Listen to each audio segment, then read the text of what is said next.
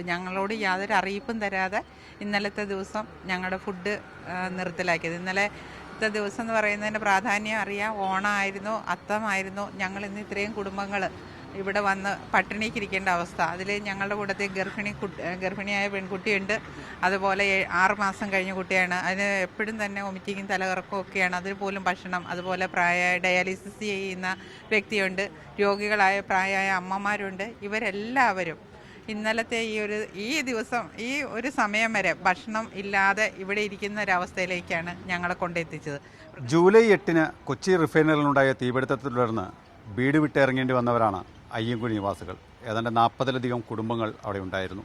വീടും സ്ഥലവും വാസയോഗ്യമല്ലെന്ന് കണ്ടെത്തിയതിനെ തുടർന്ന് ചോറ്റാനിക്കരയിലെ ഒരു സ്വകാര്യ ഹോട്ടലിലേക്ക് ഇവരെ മാറ്റിപ്പാർപ്പിക്കുകയും ചെയ്തു. പിന്നീട് നടന്ന പരിശോധനകളിലെല്ലാം തന്നെ ഈ സ്ഥലം മനുഷ്യവാസയോഗ്യമല്ല എന്ന് കണ്ടെത്തുകയും ചെയ്തു.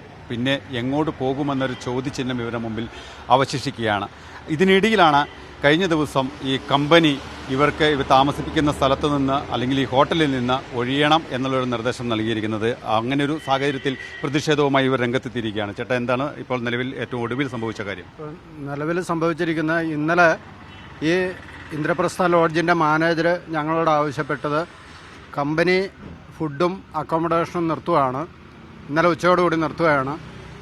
അതിനുശേഷം ഞങ്ങളോട് ഉച്ചവരെയുള്ള പേയ്മെൻറ്റ് സെറ്റിൽ ചെയ്യാൻ പറഞ്ഞിട്ടുണ്ട് എന്ന് ഞങ്ങളെ അറിയിച്ചു. പക്ഷേ അത് മാനേജർ മാത്രമാണ് അറിയിച്ചിട്ടുള്ളത്. ഞങ്ങളിവിടെ കൊണ്ടുവന്ന് ആക്കിയേക്കണത് എറണാകുളം ജില്ലാ ഡെപ്യൂട്ടി കളക്ടറും അതുപോലെ തന്നെ നമ്മുടെ താലൂക്ക് ഓഫീസറും പഞ്ചായത്ത് അധികൃതരോടും കൂടിയാണ് ഇവിടെ കൊണ്ടാക്കിയേക്കുന്നത്. പക്ഷേ അവരുടെ ഭാഗത്തുനിന്നോ അല്ലെങ്കിൽ BPCLൻ്റെ ഭാഗത്തുനിന്നോ യാതൊരു സൂചനയും നൽകാതെ ഇന്നലെ പൊടുന്നനെ ഞങ്ങൾക്ക് വൈകിട്ടുള്ള ചായയും വൈകിട്ടുള്ള ഊണും എല്ലാം നിഷേധിക്കപ്പെടുന്ന ഒരവസ്ഥയാണ്.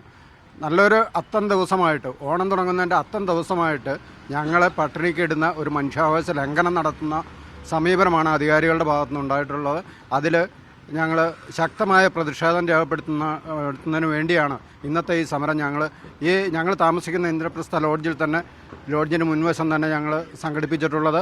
ഇതിനോട് ഞങ്ങളുടെ എല്ലാവരും മനുഷ്യത്വപരമായിട്ട് ചിന്തിക്കുന്ന എല്ലാവരും ഞങ്ങളോട് സഹകരിക്കണമെന്നാണ് എൻ്റെ അഭ്യർത്ഥന.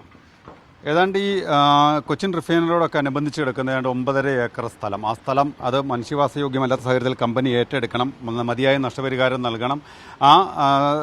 ആ ഒരു സാഹചര്യത്തിലേക്ക് കാര്യങ്ങൾ പോകണമെന്നൊരു ആവശ്യമാണ് ഇവർ കാലങ്ങളായി ഉന്നയിക്കുകയും ചെയ്തിരിക്കുന്നത്. എന്തായാലും ഈ സ്ഥലം വാസയോഗ്യമാണോ നിങ്ങൾക്ക്? അല്ലല്ല, ഞങ്ങൾക്ക് ഒരിക്കലും വാസയോഗ്യമായ സ്ഥലമല്ല അത്. അതുകൊണ്ടാണല്ലോ ഞങ്ങളെ ഗവൺമെൻറ് തന്നെ ഇങ്ങോട്ട് മാറ്റി പാർപ്പിച്ചിരിക്കുന്നത്. 50 ദിവസം, ഇന്ന് 51 ദിവസമായി ഞങ്ങളിവിടെ വന്ന് താമസിക്കുന്നത്. ഇപ്പോൾ ഇന്നലെയാണ് ഞങ്ങൾക്ക് കിട്ടേണ്ടതായ ഭക്ഷണങ്ങളൊന്നും ഞങ്ങളോട് യാതൊരു അറിയിപ്പും തരാതെ ഇന്നലത്തെ ദിവസം ഞങ്ങളുടെ ഫുഡ് നിർത്തലാക്കിയത്. ഇന്നലത്തെ ദിവസം എന്ന് പറയുന്നതിൻ്റെ പ്രാധാന്യം അറിയാം. ഓണമായിരുന്നു, അത്തമായിരുന്നു. ഞങ്ങൾ ഇന്ന് ഇത്രയും കുടുംബങ്ങൾ ഇവിടെ വന്ന് പട്ടിണിക്കിരിക്കേണ്ട അവസ്ഥ. അതിൽ ഞങ്ങളുടെ കൂട്ടത്തിൽ ഗർഭിണിയായ പെൺകുട്ടിയുണ്ട്. അതുപോലെ 6 മാസം കഴിഞ്ഞ കുട്ടിയാണ്. അതിന് എപ്പോഴും തന്നെ വൊമിറ്റിങ്ങും തലകറക്കവും ഒക്കെയാണ്. അതിൽ പോലും ഭക്ഷണം. അതുപോലെ ഡയാലിസിസ് ചെയ്യുന്ന വ്യക്തിയുണ്ട്. രോഗികളായ പ്രായമായ അമ്മമാരുണ്ട്. ഇവരെല്ലാവരും ഇന്നലത്തെ ഈ ദിവസം ഈ ഒരു സമയം വരെ ഭക്ഷണം ഇല്ലാതെ ഇവിടെ ഇരിക്കുന്ന ഒരവസ്ഥയിലേക്കാണ് ഞങ്ങളെ കൊണ്ടെത്തിച്ചത്. അവർക്ക് നേരത്തെ തന്നെ പറയായിരുന്നു ഭക്ഷണമൊന്നും തരില്ല, അല്ലെങ്കിൽ നിങ്ങളിവിടെ നിന്ന് ഇറങ്ങണം എന്നൊരു ഔദ്യോഗികമായൊരു അറിയിപ്പ് തരായിരുന്നു. അതുപോലും തരാതെയാണ് ഞങ്ങളെ ഇന്ന് ഈ അവസ്ഥയെ എത്തിച്ച് നിർത്തിയിരിക്കുന്നത്. ഇനി ഈ വാസയോഗ്യമല്ലാന്ന് പൊല്യൂഷൻ കൺട്രോളർ റിപ്പോർട്ട് ചെയ്തിരിക്കുന്നത് അത് ഞങ്ങളുടെ നിർബന്ധമല്ലായിരുന്നു, അവരുടെ നിർബന്ധമായിരുന്നു, കളക്ടറുടെ നിർബന്ധമായിരുന്നു. പൂർണ്ണമായിട്ടും പൊല്യൂഷൻ കൺട്രോൾ വരുന്ന സമയത്ത് ഞങ്ങൾ അതിനെ എതിർത്തത് തന്നെയായിരുന്നു. ഒരു കാരണവശാലും ഞങ്ങൾക്ക് ഇത് ടെസ്റ്റ് നടത്തണ്ട എന്ന് പറഞ്ഞിട്ട് നിർബന്ധപൂർവ്വം കളക്ടറെ നിർബന്ധപൂർവ്വം അല്ലെ പഞ്ചായത്തിൻ്റെ നിർബന്ധപൂർവ്വം അന്ന് വന്ന വില്ലേജ് ഓഫീസർ സഹിതം നമ്മളോട് നിർബന്ധിച്ചതിൻ്റെ ഭാഗമായിട്ടാണ് നമ്മൾ ആ ടെസ്റ്റ് നടത്തിയത്. ആ ടെസ്റ്റിനകത്താണ് ഇനി ഒരിക്കലും തിരിച്ചു പോകാനാവാത്ത വിധം മലിനീകരിക്കപ്പെട്ട സ്ഥലത്തേക്ക് നമ്മൾ എങ്ങനെയാണ് എത്തുന്നത്. അത് ഇപ്പോൾ ഞങ്ങളുടെ വീടിൻ്റെ അവസ്ഥയെല്ലാം ചെന്ന് നോക്കിയാലും മനസ്സിലാവും. കാടും കടലും പിടിച്ച് പാമ്പുകളുടെ ആവാസ കേന്ദ്രമാണല്ലേ തന്നെ. അതെല്ലാം കയറി ഇനി തിരിച്ചു പോകാൻ മേലാത്ത അവസ്ഥയിലേക്ക് എത്തി. അല്ല, ഇവർക്ക് നേരത്തെ നമ്മളോടൊരു വാക്ക് പറയായിരുന്നു. അത് നടന്നിട്ടില്ല. ശരി, എന്തായാലും വല്ലാത്തൊരു പ്രതിസന്ധിയിൽ തന്നെയാണ് ഇവരിപ്പോഴും നിൽക്കുന്നത്. ഏറ്റവും ഒടുവിലായി ചേട്ടാ, ലാസ്റ്റ് നിങ്ങളുടെ ഒരു തീരുമാനം, ഇപ്പോഴത്തെ ഒരു നിലപാടെന്താണ്? ഞങ്ങളുടെ നിലപാട് ഞങ്ങൾ ഇവിടെ നിന്ന് ഇറങ്ങില്ല. ഞങ്ങൾക്ക് ബദൽ സംവിധാനം ഒരുക്കാതെ ഞങ്ങൾ ഇവിടെ നിന്ന് ഇറങ്ങില്ല. എന്താ വെച്ച് കഴിഞ്ഞാൽ ഇവിടെ ഡയാലിസിസ് ചെയ്യുന്ന രോഗികളുണ്ട്, അതിൽ നിന്ന് കൊണ്ടുപോയേക്കാണ്. കുഞ്ഞു കുട്ടികളുണ്ട്, ഗർഭിണികളുണ്ട്, പരീക്ഷയ്ക്ക് പോയ കുട്ടികൾ വരെ ഇന്ന് ഭക്ഷണം കഴിക്കാതെ പോയത്. അവരുടെയൊക്കെ അവസ്ഥ വളരെ മോശം. എന്താ വെച്ച് കഴിഞ്ഞാൽ ഒരു പരീക്ഷയ്ക്ക് ചെന്നിരിക്കുമ്പോൾ ഭക്ഷണം കഴിക്കാതെ പോകുക എന്ന് പറഞ്ഞു കഴിഞ്ഞാൽ അത് ബുദ്ധിമുട്ടുള്ളതാണ്. ഞങ്ങൾക്ക് ഇന്നലെ പെടുന്നതിനെ നിർത്തി കഴിയുമ്പോൾ നമുക്കൊന്നും സംവിധാനം ഒരുക്കാൻ പറ്റിയിട്ടില്ല. ഇതൊക്കെ എന്ന് വെച്ച് കഴിഞ്ഞാൽ അതായത് ഒരു മനുഷ്യത്വരഹിതം എന്ന് പറഞ്ഞു കഴിഞ്ഞാൽ ഒരു ഗവൺമെൻറ്റിൻ്റെ ഭാഗത്ത് നിന്ന് ഉണ്ടാവാൻ പാടില്ലാത്തൊരു സംഗതിയാണ്.